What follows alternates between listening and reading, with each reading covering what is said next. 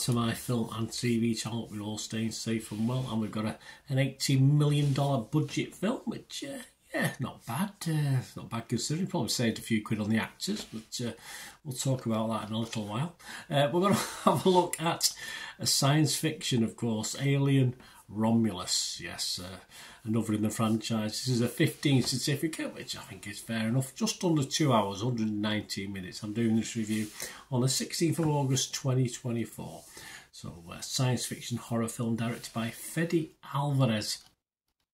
In relation to Julia Alvarez, I probably doubt it. It's the 7th instalment in the Alien franchise and serves as a standalone interquel. It's called interquel. I like that, interquel. Yes, set between the events of Alien from 1979. Yes, flipping heck, I remember. 45 years ago. Oh dear. And Aliens 1986. That's long enough ago. Never mind, isn't it? So yeah. Stars, yes, I'm not going to have a down on Kaylee Spaney. I think she's half decent, but not so much some of the others. David Johnson, Archie Reno, Isabella Merced, Spike Fern and Aileen Wu all star in this. And it's released, unless you watch a preview copy, on the August the 16th, 2024. So, yeah, this will be on the channel on August the 17th, I think. So, yeah, not done too bad with this one. So we'll have a look at Alien Romulus. Don't know where Remus has gone. So we'll have a look at that. Please, if you are new to the channel, push that subscribe button, push the bell notifications. Everything film and TV reviews like this. I give other people's opinions as well. It's not just all about me, what other people are thinking about stuff. With this one, a lot more people are liking it more than I did. So, but we'll talk about that anyway. It's be great to have you on board. We do have memberships now as well. We get all the reviews early. Look at all the reviews, some a few weeks ahead as far as the films. If you like my football stuff, I support Manchester City, so do stuff on them. Some of them are months ahead of when they're on general release. So if you can support the channel, just 99p a month, much appreciated, guys. And we do have sponsors at the moment, but we'll have a little word for them before we go. A little bit of a deal on movie posters as well. So please support us. Give us a like, guys. You can give us a like. It'd be much appreciated. It's hard work to get likes, but they're slowly building, slowly building. Yeah, as mentioned, set between the events of Alien and Aliens, the story concerns a group of young space colonists. Yes, a little bit, a few quid spent here. Lesser known names, of course. And of course, I think it's trying to sort of get the new demographic involved, who perhaps haven't even watched the first Alien or the second Alien. Who knows? But it's possibly definitely an option that they haven't. So this of space colonists scavenging a derelict space station, and they come face to face with a xenomorph. Of course they do. Yep, back to good old-fashioned nasty acid dripping aliens on this one.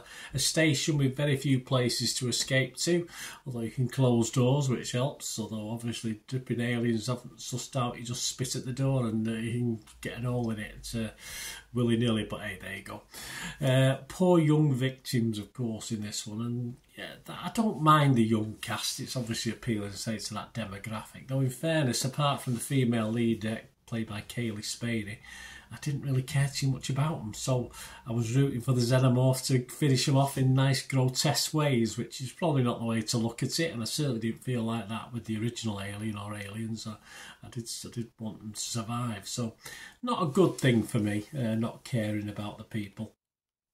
The station is gnarled and gritty and dirty and well used. I think this adds to the overall atmosphere of the film. I saw some comments that it's a little bit dark, so they're a bit worried in the cinema it's fine. They're a bit worried once it's streaming it might be too dark for people's televisions, but I didn't think it was that dark actually. I expected it to be a lot darker than what it was as far as the screen itself rather than the darkness of the film. So yeah, I don't think that's going to be a big problem. As I said, a couple of the actors, at least, well, might be more, were poor for such an enterprise, but thankfully the creature recognised this and got rid of them quite early, so that wasn't too bad. A simple plot, a sort of get an intro and a conclusion that attempts to sort of pique your interest, and homages and flashbacks and thoughts of other films, etc. in the franchise. But it is just really a remake of Alien with the twist or two thrown in, and it's back to basics really. didn't want to go back particularly and watch this again anytime soon. I'll probably watch the first 2 again at some stage. But yeah, I'm not enamoured to go back, as I'd rather watch the original and Aliens itself than spend any time going back and watching this. I think where it does lose out, it doesn't seem to have the tension of the very best in the franchise, though a little bit faster paced when it gets going, a little bit slow to start, but once it gets going it's fast. But yeah, I don't get the edge of the seat stuff from this that I got from the other Aliens. So again, it might be to do with the characters not really caring that much about them, but of course that diminishes the watchability. I think this played pretty safe. It's fine, but perhaps I wanted a little bit more. Say it's all right remaking stuff and sticking to what it is. Think of not the last Ghostbusters, Ghostbusters before. It was just the same, really. Just and the female Ghostbusters one was just rehashing what we've seen before, and I think this did it to a little extent as well. We didn't get Sigourney Weaver, of course. We got the new young lady, but yeah, just lacked a bit of tension for me. I'll still be fresh on it. I think it was still a good watch. I'll still be positive on Metacritic, fresh Rotten Tomatoes, and I'm just going to give it my watchable score, guys. I was going to rate it towards 6.5, but looking back on it and thinking as a whole, I'm just going to give it a 6 out of 10, a watchable score. But as I said, I do differ to most people. Rotten Tomatoes like it, 7.1 out of 10 on there, 145 fresh with 31 rotten, and they say on consensus states honouring its nightmarish predecessors while chest bursting at the seams with new frights of its own. Romulus injects some fresh acid blood into one of the cinema's great horror franchises. Okay, they liked it. Metacritic. 64 out of 100, so not quite as high, from 48 critics. That's 29 were fresh, 17, sorry, not fresh, positive. 29 were positive, 17 were mixed, and 2 were negative. John Nugent from Empire, he liked it, Empire magazine. He gave it 80. He said, Alien Romulus plays the hits, but crucially remembers the ingredients of what makes a good Alien film and executes them with stunning craft and care. It is officially the 3rd best film in the series. Yeah, I probably agree, although a couple of the others I thought were alright, actually. I like the one in the prison. Even I don't know why, I just did. What was that, number 3? Alien 3? Anyway, but that was just me, probably. Rotten Tomatoes audience, they like it, 4.3 out of 5. 86% positivity, all good. And Internet Movie Database, Joe Public are liking it. I think this will drop slightly, but 9,000 scores and reviews, and it's getting a 7.5 out of 10. So there you go. As I say, I'm a bit down to some of the other guys, but I did have a few reservations on this one, but it was okay. It was an okay watch. The 2 hours flew by, which is usually a pretty good sign as well. There you go, guys. Let me know what you think if you get to watch this, or you get to, or anything to do with film and TV.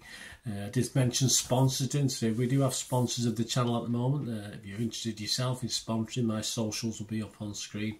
But we have Piat6505. We've got a little eBay shop, and they mainly do posters from the 1990s and 2000s. There's still listing stuff, so there's lots more will be put on the site. But they do rare DVDs as well. So if you copy the description in the link below, copy and paste it, you'll go straight to the shop. And say if there's anything from the 1990s and 2000s you want to buy, say a favourite actor or a favourite film from that period, you can also message them if it's not on there, because there's a lot that not been listed so far, so they don't mind if you just message them.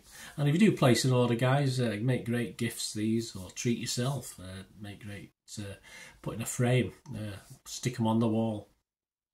All good stuff. If you do place an order and mention me, you'll automatically get a 10% refund. So just do that. And thanks for watching, guys. And let me know about this or anything to do with film and TV, and give us your views. It's always great to hear from you. Until we meet again, I'll ever ask one thing, don't I? Please stay safe, everyone. Bye for now.